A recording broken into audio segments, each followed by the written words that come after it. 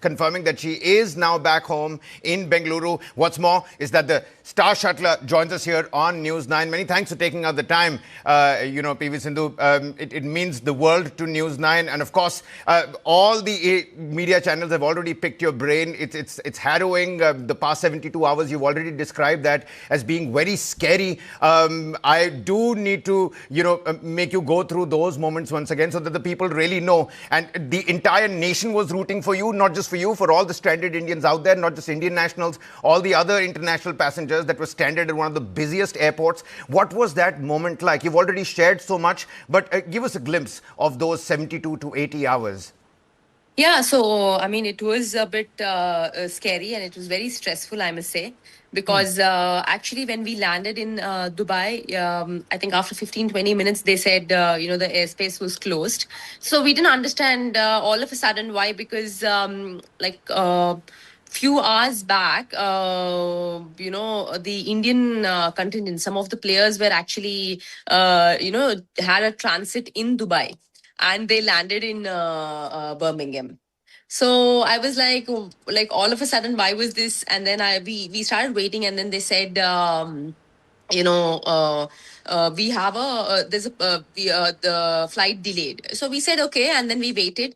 But I think after a few hours, they said this all the flights were suspended because of the war.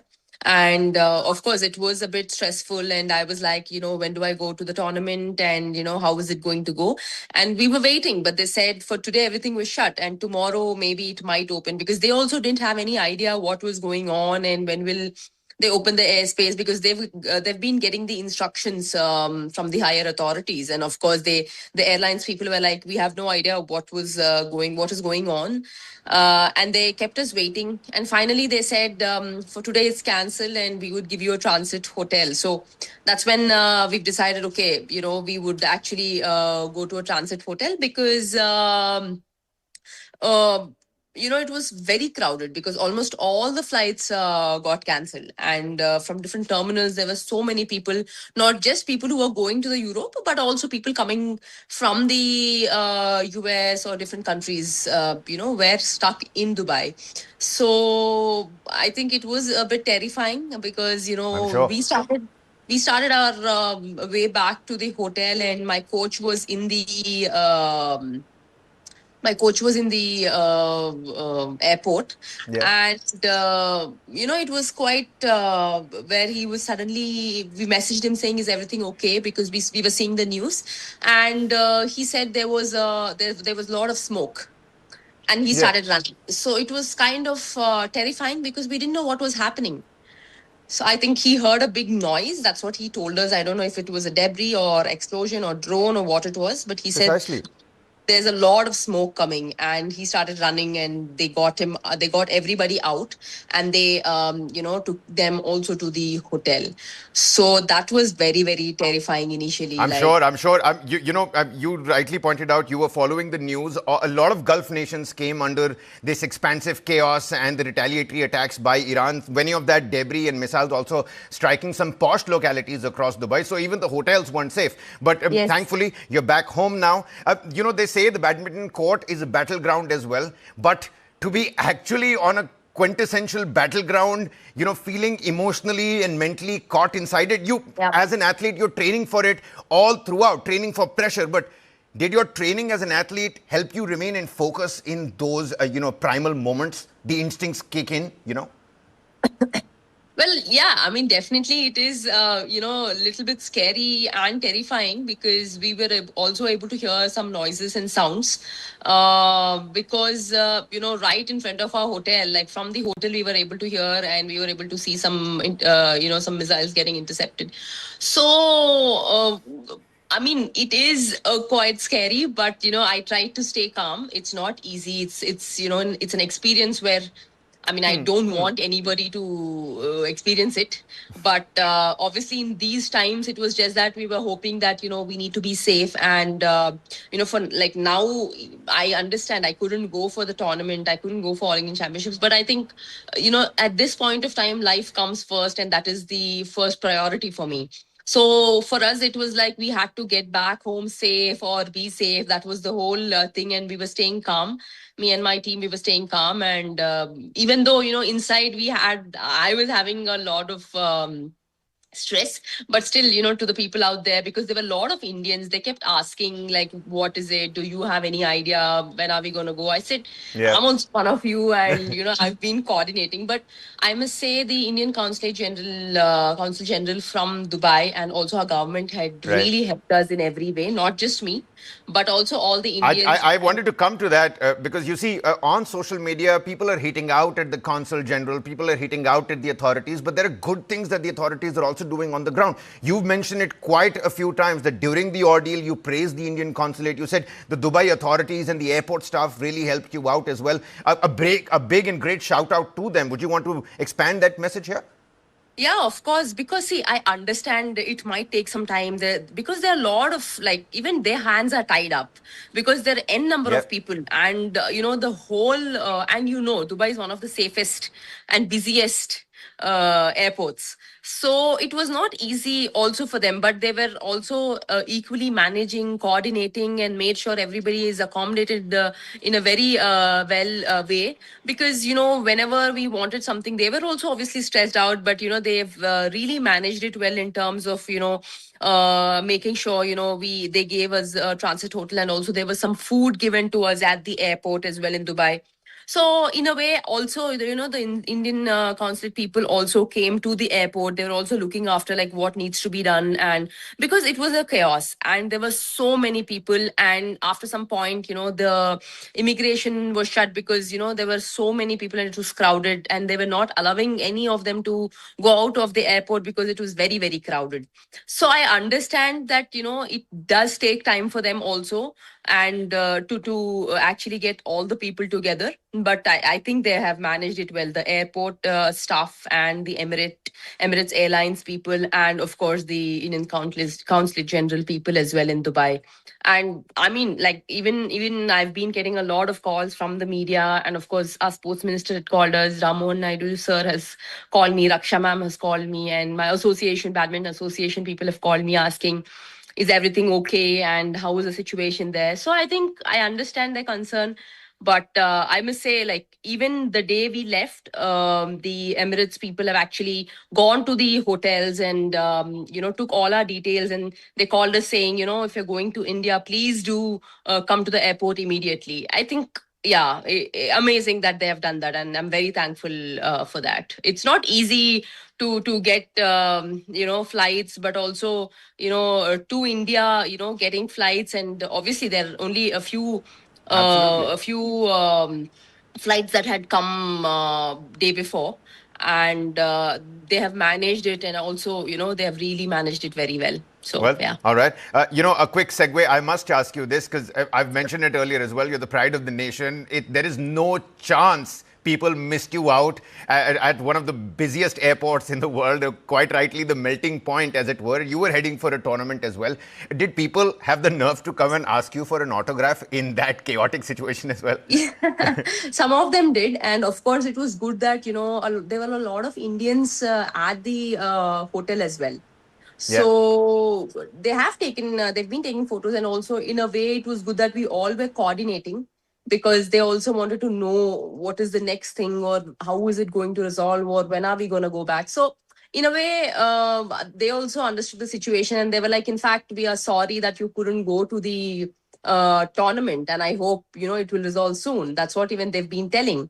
But I think overall it was good to interact with them, because they also are actually uh you know let letting me know how they feel, and also telling me that it's okay, you can life is important first, safety is important first.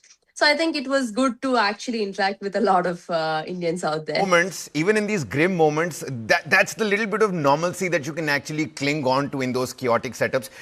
I'm not an athlete per se. Maybe you can help us understand what happens in the mindset of the athlete when something like this is happening. You yourself mentioned you were constantly looking forward to that tournament. So was it like go back to the hotel room, start doing some therabands, start doing some physiotherapy at that point, keep yourself focused on that tournament, or was it about Of survival, fight and flight kicking in?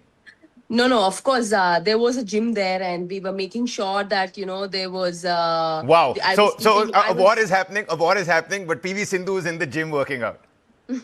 No, I mean, it was scary. I mean, Yeah. I also have to take care of everything. It's not just that I have to just think, because you Yeah. never know, because Yeah. every day it was like, what is going to happen? Maybe tomorrow we might get a flight. So every day we've been getting updates saying that today the airspace is shut, tomorrow it will be open. So I've tried every way to go to UK, in terms of going via London, or are there any flights before taking a flight to Hyderabad, Bangalore. Also, I was like asking them, are there any flights to Europe? And they said that there were none. So at some point, there was a time where I wanted to go back to India and also take a flight to London or wherever. But it was impossible. Like, there were no flights at all. I've tried every bit, every possible way. But yeah, it might be sad. But I think right now, I think safety is first, and I'm happy that I'm back home.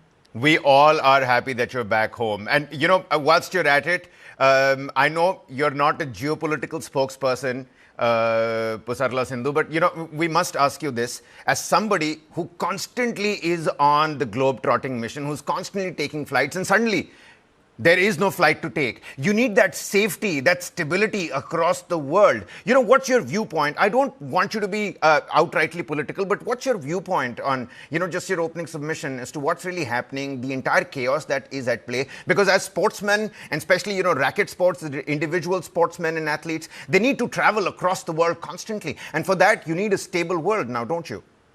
Yeah, I mean, see, I don't want to be political, and Yeah. I'm experiencing it for the first time. So I just want to say that, I want everybody to be safe. And that's all. At the end of the day, it matters. And I know there are a lot of things happening around the world, but it's not that I'm sounding in a different way, or being very neutral here. But I must say that, it's just that I just want everybody to be safe. And yeah, I hope, and it will resolve soon. So yeah. Peace and harmony, peace and love. Let's hope for good sense to prevail. Let's just last couple of questions, PV Sindhu. Having experienced this firsthand, what's your message to maybe some other athlete that's probably stranded in a similar situation, maybe right now, maybe in the future, God knows, and God forbid. But what's your actual, message to those athletes? Because athletes, I know for sure, they like things to be in their control. You want to control every moment on the court. You want to control every moment of your physique, your training, your nutrition. But when things go out of control, what's that mindset? Because that's a learning lesson that you've had, and maybe you'd want to share it, maybe not, maybe it's a secret sauce, but I'm going to force you to do it anyway. No. See, there's nothing that we can do. Nothing is in our control. Firstly, I mean, see, as I've experienced it, because I have been there at 1 p.m. and 1:15. All of a sudden, everything gets shut. So you never know what is going to happen the next minute. Yeah. You just have to just take care of yourself, be safe. That's all matters. Life comes first on anything, like, that is what your priority is. So yeah, to everybody out there, I just want them to be safe. I'm sure, like, these things, I'm sure out there's so many more people who are stranded in different airports in the world. I just want them to be calm, and I hope, for me, I'm very thankful, and that, the people were actually there, the airlines people were there to help, the government was there to help, Indian government. So I'm happy that they actually helped us in every way. But to the people out there, I would want to say that I'm sure it will resolve soon, but I just want them to stay calm. I mean, people might ask, how can we stay calm when actually bombs are falling? But I'm not in their shoes right now. So in whichever situation I was and I could come out, I can only give you that experience. So yeah. We're again very grateful that you're back home. I'm sure it was a mentally harrowing process. So how are you regrouping for the remainder of the season, Pusarla? Help us understand, is there any sort of, mental therapy that you're about to take? Because, hey, mental health is a big thing in 2026. Yeah. We must openly be talking about it. Is that something that you're dealing with or going with? My apologies if I'm picking your brains too much. No, not at all. I mean, see, I'm sure everybody would ask or speak about it. So there's nothing wrong in talking about it. But definitely it is terrifying. And my parents were very stressed when I was stuck there. And when I came back, they were relieved. A lot of people ask me about this, and I'm like, right now, yes, I'm dealing with it because it is a very tough situation where you are at and where you were initially. But I think thankfully I'm safe. I think I'll have to be happy about it.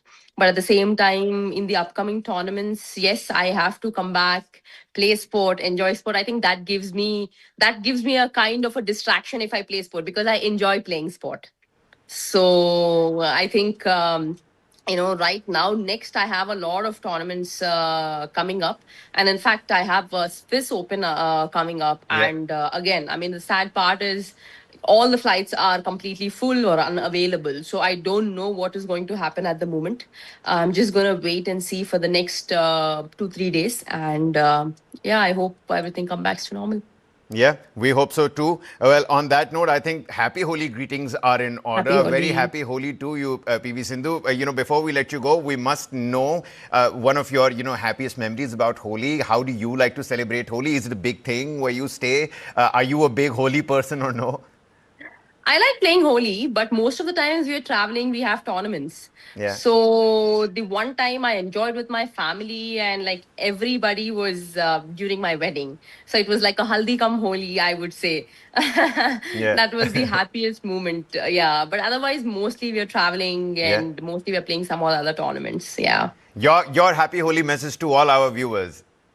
Yeah. I wish everyone a very happy Holi, have a safe Holi, and yeah, enjoy. Yeah, PV, we wish you more power. We wish you more focus. We wish you many more podium finishes. You're the pride of the nation. We're so relieved that you're back home safe, knowing your resilience. The comeback is going to be stronger. And we wish you all the very best for the remainder of the season. Many thanks for speaking to News9. Thank you. Thank you. All right, then. That was the exclusive. We're going to slip into a quick commercial breather here. Top developments and our rolling coverage on West Asia continues here on News9. Don't go anywhere.